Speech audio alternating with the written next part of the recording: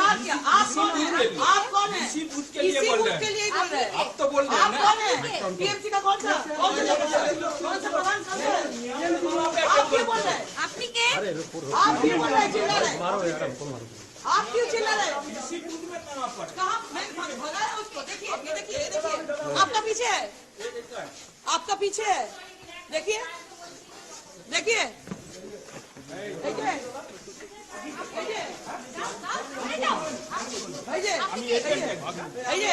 আমি TMC agent यहाँ पे बंगाल तक पुलिस कहाँ पर है? यहाँ पर है, देखिए आप देखिए कहाँ पर है? आपका आँख नहीं है क्या? आप तो है। अच्छा है तो आपका पीछे में था, आप सामने आइए, बोलिए उसको बोलिए। आपने सामने देखा बंगाल पुलिस? नहीं है देख नहीं है, इतना झूठ झूठ बोलते बोलते क्या हुआ? হ্যাঁ বাংলায় বলছি বাংলায় বলো? হ্যাঁ বাংলায় বলছি কি দেখতে পাওনি? কোথায় বাংলা পুলিশ কোথায় দেখুন না মিলিটারি এই তো সামনে মিলিটারি তো করাতে হচ্ছে জায়গা পাও না, এক্ষুনি একদম ধরি একদম নিয়ে চলে যাবো। আচ্ছা জানি কি কথা হচ্ছে? ভিডিওটা করো তো, এই ভিডিওটা করো, ভিডিও করো, ভিডিও করে করো ভিডিও।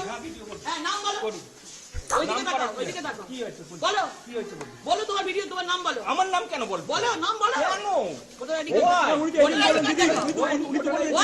ওয়াই কি বাংলায় কথা বলো। ভোটার আইডি কার্ড দেখাও, ভোটার আইডি কার্ড দেখাও, ভোটার আইডি কার্ড দেখাও, ভোটার আইডি কার্ড দেখাও, ভোটার আইডি কার্ড আনছি দাঁড়ান দেখান এখানে, দাঁড়ান আনছি নিয়ে আসুন নিয়ে আসুন নিয়ে আসুন। এই যে পুলিশটা কোথায় গেল?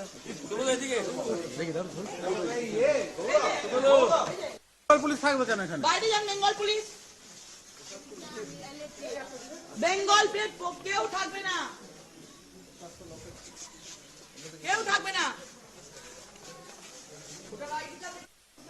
আপনার কি অভিযোগ আছে কিছু? না অভিযোগ কিছু নেই, কোনো অভিযোগ নেই, কোনো অভিযোগ নেই। উনি বললেন যে বেঙ্গল পুলিশ দিয়ে ভোট হচ্ছে, সেটাই হচ্ছে কবে? বেঙ্গল পুলিশ यहाँ पे কোথায় কোথায় বেঙ্গল পুলিশ? আপনি কে? আপনি মানে আপনার কি ডেজিগনেশন? আপনি এখানে কিসের জন্য আছেন? আমি এজেন্ট, টিএমসির এজেন্ট। কি করছো? বেরো এখান থেকে, বেরো। কত নাম্বার বুথ? এটা কত নাম্বার বুথ? 84 বুথ, এটা কত নাম্বার? তুমি কত নাম্বারে আছো? 84 বুথ। বেরো। কেন বেরো? কি জন্য আছো? আমি এজেন্ট এখানে। কিসের এজেন্ট? Polling agent? হ্যাঁ পোলিং এজেন্ট। পোলিং এজেন্ট তো ভেতরে বসে, আচ্ছা তো একজন এখন তুমি এখানে কেন বসে? ডেলিভার আছে। ডেলিভারি এখানে বসতে পারে না, যাও যাও বাইরে, বাইরে যাও। সামনে কি রে ভাই? চলো আগে বাইরে চলো, চলো বাইরে, এই নাও তোমার, এই নাও, চলো চলো না এটা আমার না। তাহলে চলো বড় চলো আগে, চলো ভোটার কার্ড দেবো আগে, বাইরে চলো আগে ভোটার কার্ড আগে, চলো চলো আগে, চলো আগে, চলো আগে, পয়সা পয়সা করে গেল। আপনাকে বার করে দিলে আপনি কি বলবেন? কি বলবো? বলার কি আছে? গাজুয়ারি হচ্ছে তো এটা, এটা তো গাজুয়ারি হচ্ছে, গাজুয়ারি হচ্ছে। বসে আছেন আপনি, একটু রিলিভার, আপনি একটু রিলিভার। আপনি আপনি কে? কার্ড দেখান, রিলিভারের কার্ড দেখান, রিলিভারের কার্ডটা দেখান। কোনো কার্ড দেয়নি এখন, হ্যাঁ রিলিভারের কার্ড দেয়নি এখন, কেন দেয়নি? সকাল 6টা থেকে ভোট হচ্ছে, রিলিভারের কার্ড দেয়নি? দেয়নি এখন, জিজ্ঞাসা তাহলে করুন। আপনি বেরিয়ে যান, আপনি যখন সেটা রিলিভার আমি বেরিয়ে যাবো। এর পুরো নাম কি?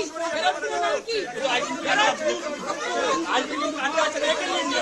এজেন্ট বলে যাকে দাবি করা হচ্ছে উনি পালিয়ে গেলেন কাটা তো কি কারণে কার্ড দেখাতে পারেননি, দেখুন না মার ধাক্কা দিয়ে বের করে দেবেন। চলুন দেখতেই পাচ্ছেন, দেখতেই পাচ্ছ যে লকেট চট্টোপাধ্যায় তিনি কিন্তু এই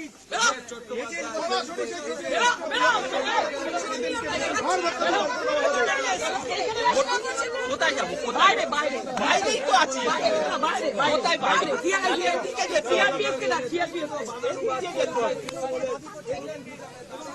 দেখাই যাচ্ছে যে 84 নম্বর বুথ হুগলি লোকসভা কেন্দ্রের ধুলিখালি, সেখানে কিন্তু यहाँ पे बच्चे लोग आके परेशान कर रहे हैं, बच्चे लोग यहाँ पे आके परेशान कर रहे हैं। ये बच्चे लोग को जीत के आएंगे तो सब ठीक करेंगे, नहीं तो ये लोग पूरा करप्शन में है, करप्शन में है। ये लोग पूरा करप्शन में है। ये बच्चे लोग पूरा करप्शन को ठीक करना पड़ेगा। जय 2019-এ দাপুটের সঙ্গে জিতলেও 2024-এ যে কটা আসন নিয়ে বাংলায় বিজেপির টেনশন ছিল তার মধ্যে হুগলি কেন্দ্রটা অন্যতম। তার অন্যতম প্রধান কারণ, যেটা কান পাতলেই শোনা যাচ্ছিল, যে 2019-এ জয়ী হলেও লকেট চট্টোপাধ্যায় যিনি সাংসদ, তাকে নাকি সেইভাবে এলাকায় দেখা যায়নি। ফলে বিজেপির অভ্যন্তরেই তাকে নিয়ে একটা প্রশ্নচিহ্ন ছিল। এবং যখন ওই টিকিট বন্টন হচ্ছে, কে কোথায় পাবে এরকম সম্ভাবনার কথা আলোচনা হচ্ছে, তখন একসময় এটাও হাওয়ায় ভাসানো হয়েছিল যে খুব সম্ভবত লকেট চট্টোপাধ্যায় টিকিট পাচ্ছেন না, বা তিনি টিকিট পেলেও তার কেন্দ্রটা কিন্তু বদল করা হতে পারে। অন্যদিকে তৃণমূল কংগ্রেসও কিন্তু টার্গেট করে রেখেছিল হুগলি কেন্দ্র, যে কারণে কাঁথি বা তমলুকে লড়ার কথা থাকলেও সেই সেলিব্রিটি প্রার্থী একজন, কি ওই দিতি নাম্বার 1 করেন, কি বেশ নাম, ধোঁয়া ধোঁয়া, তো তাকে এখানে নিয়ে এসে প্রার্থী করে দিয়েছিল এবং ভেবেছিলেন বাজি মাত্রা করে দেবেন। কিন্তু লকেট চট্টোপাধ্যায় যখন বিজেপি জয়েন করেন, তখন বাংলায় বিজেপির পতাকা ধরার লোক খুঁজে পাওয়া যেত না। তারপর থেকে দীর্ঘদিন ধরে তিনি কিন্তু লড়ছেন এই তৃণমূলের বিরুদ্ধে, এবং বিজেপির টিকিটে লোকসভার সাংসদ হওয়ার পর তাকে কিন্তু বিজেপি জাতীয় স্তরের দায়িত্ব দিয়েছে। উত্তরাখণ্ডের তিনি কিন্তু ভোটের যথেষ্ট দায়িত্ব পেয়েছিলেন। ফলে এখন তিনি কার্যত পোর খাওয়া রাজনীতিবিদ হয়ে গেছেন। আর লকেট চট্টোপাধ্যায়কে গ্যারেজ করে, তাকে অসম্মান করে, তার তার মাথা গরম করিয়ে দিয়ে ভোটটা করিয়ে দেওয়ার দায়িত্ব পড়েছিল বেচা আর অসীমার উপরে। সারা দিন ধরে তাকে তিতিবিরক্ত করে মারার চেষ্টা করলো তিনুরা, কিন্তু লাল চুল কানে দুলদের কিভাবে শায়েস্তা করলেন তিনি, দাপটের সঙ্গে ভোটটা কিভাবে করালেন, এবং ওই যেখানেই জল মেশাবার চেষ্টা করা হয়েছে, যেখানেই তাকে আটকাবার চেষ্টা করা হয়েছে, কিভাবে ঝাঁপালেন, তার একটা ছোট্ট ভিডিও আপনাদের দেখালাম। আর দেখালাম দিনের শেষে লকেট চট্টোপাধ্যায়ের বডি ল্যাঙ্গুয়েজটা। জিতে আসার পর এইসব বাচ্চাদের ঠিক করে দেব। এবং তারপর তিনি তার বক্তব্যটা রাখলেন, কিন্তু মোরাল অফ দ্য স্টোরিটা তিনি বলে দিলেন। আর তার এই বডি ল্যাঙ্গুয়েজই বলে দিচ্ছে হুগলি নিয়ে যে কেন্দ্রীয় বিজেপির সামান্যতম টেনশন ছিল, নরেন্দ্র মোদী, অমিত শাহ লকেট চট্টোপাধ্যায়ের উপর ভরসা রাখার পর কোনো বোধহয় ভুল করেননি। 4 জুন এই কেন্দ্রটা গেরুয়া পতাকা ওড়ার সম্ভাবনায় উজ্জ্বল, অন্তত লকেট চট্টোপাধ্যায়ের বডি ল্যাঙ্গুয়েজ যা বলছে। কি হলো আজকে হুগলির ভোটে সারাদিন, সমস্ত আপডেটটা দেব, এবং কিভাবে দাপটের সঙ্গে লকেট চট্টোপাধ্যায় ভোট করালেন সেটাও বলবো। সবটা শুনলে অনেক ইন্টারেস্টিং তথ্য পাবেন। শেষ অবধি দেখুন এই প্রতিবেদন। নমস্কার, প্রিয়বন্ধু মিডিয়ায় আপনাদের স্বাগত, এবং আপনারা দেখছেন প্রিয়বন্ধু বাংলা, সত্যের সন্ধানে সর্বদা আমি শুদ্ধশীল। বন্ধুরা, আজকে সারা দিন ধরে লকেট চট্টোপাধ্যায়কে বিভিন্নভাবে ডিস্টার্ব করার চেষ্টা করা হয়েছে।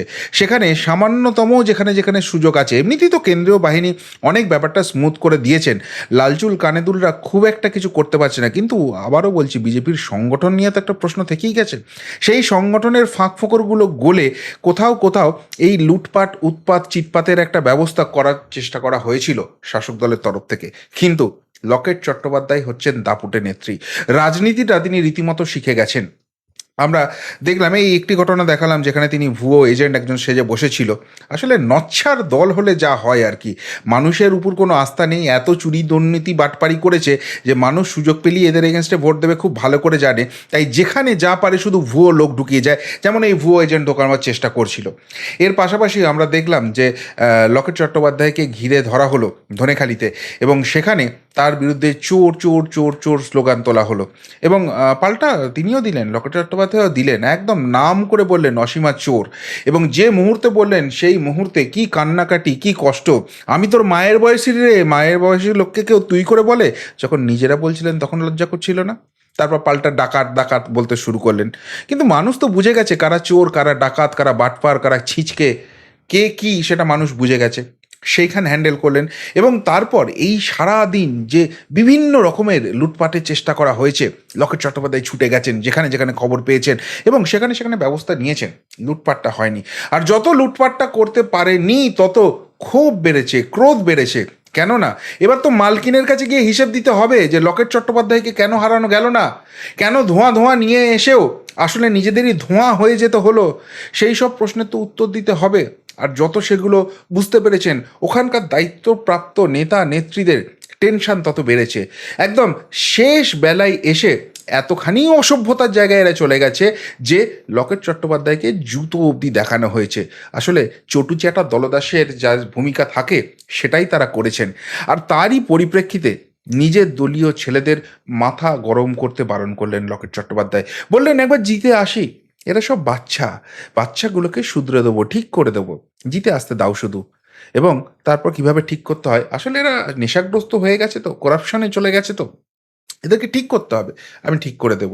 এই যে কুল অ্যান্ড কম্পোজ থাকা, আসলে লক্ষ্যটা এটাই ছিল যে লকেট চট্টোপাধ্যায় বা বিজেপির যারা কর্মী সমর্থক রয়েছে তাদের মাথাটা গরম করে দিতে হবে, তারা ঝাঁপিয়ে পড়বেন, তারা রেগে যাবে, আর সেই জায়গাটাকে কাজে লাগিয়ে গণ্ডগোল করে দেওয়া হবে। আর তারপর সেই গণ্ডগোলের ফাঁক গলিয়ে সেই দিকে যখন সমস্ত মিডিয়া ফোকাস চলে যাবে, সেই দিকে যখন সবার কনসেন্ট্রেশন চলে যাবে, বাকি জায়গায় লুটপাট চালানোর চেষ্টা করা হবে। কিন্তু না, যত দিন গড়িয়েছে, যত বেলা গড়িয়েছে, তত দেখা গেছে বিজেপির কনফিডেন্স লেভেল বাড়ছে, তত বডি ল্যাঙ্গুয়েজ পজিটিভ হচ্ছে। তবে একটা জায়গাও কিন্তু ছেড়ে দেননি লকেট চট্টোপাধ্যায়, একদম মাটি কামড়ে পড়ে থেকেছেন। এ প্রান্ত থেকে ও প্রান্ত, হুগলি লোকসভা খুব একটা ছোট এলাকা নয়। কোথায় সেই প্রত্যন্ত একদম প্রায় বর্ধমান ডিস্ট্রিক্টের বর্ডার, পূর্ব বর্ধমানের বর্ডার থেকে শুরু করে এই দিকে চলে আসছে। এই যে বিশাল এলাকাটা, পুরো এলাকাটা কিন্তু আজকে চষে বেরিয়েছেন। এবং যেভাবে তিনি মাটি কামড়ে পড়ে থেকেছেন, 1 ইঞ্চিও জমি ছাড়েননি এবং কোথাও লুটপাট সেইভাবে করতে দেননি, নিশ্চিতভাবে ডিভিডেন্ডটা তার পাওয়া উচিত। কি বলছেন হুগলিবাসী? যেটুকুনি খবর পেলাম, তাদের একটাই ভরসা রয়েছে, হারের ভয় তো নেই, বরং গতবারের থেকে ব্যবধান বোধহয় অনেকটা বাড়িয়ে নেবেন লকেট চট্টোপাধ্যায়। প্রথমেই ধোঁয়া ধোঁয়া দেখে তাদের চোখে যা ধোঁয়া লেগেছে, এবং তিনি ক্ষমতায় এলে তারপর, বা তিনি জিতলে তারপর যে কি হবে, ওই টিভি শোয়ে গিয়ে ধিংধাং করে নাচতেই হবে, এলাকার লোক হিসেবে কিছু পাওয়া যাবে না, এইটা তারা বুঝে গেছেন। অন্যদিকে লকেট চট্টোপাধ্যায় যাই হোক এতদিন রাজনীতির সঙ্গে আছেন, এবং হুগলিভাষী তাকে যদি দুবারের জন্য পাঠায়, এবার নিশ্চিতভাবে কোথাও না গিয়ে তার একটা ডেভেলপমেন্টের তো জায়গা থাকছেই, সেই জায়গাটা কিন্তু তারা খুব ভালো করে বুঝছেন। ফলে বডি ল্যাঙ্গুয়েজটা সেই কারণেই লকেট চট্টোপাধ্যায়ের পজিটিভ দেখা যাচ্ছে। আপনারা যারা হুগলিবাসী, তারা কি মনে করছেন? কেমন ভোট হলো? পারবেন লকেট চট্টোপাধ্যায় সিটটা ধরে রাখতে? পারবেন গতবারের থেকে মার্জিনটা বাড়াতে? নাকি 4 জুন হুগলিবাসী পাবে ধোঁয়া ধোঁয়া সাংসদ? উত্তরটা অবশ্যই কমেন্ট বক্সে কমেন্ট করে জানাবেন। এখনকার মতো এখানেই শেষ করলাম, ফেরত আসছি নতুন প্রতিবেদন নিয়ে খুব তাড়াতাড়ি। ভালো থাকবেন, সাথে থাকবেন, পাশে থাকবেন। নমস্কার।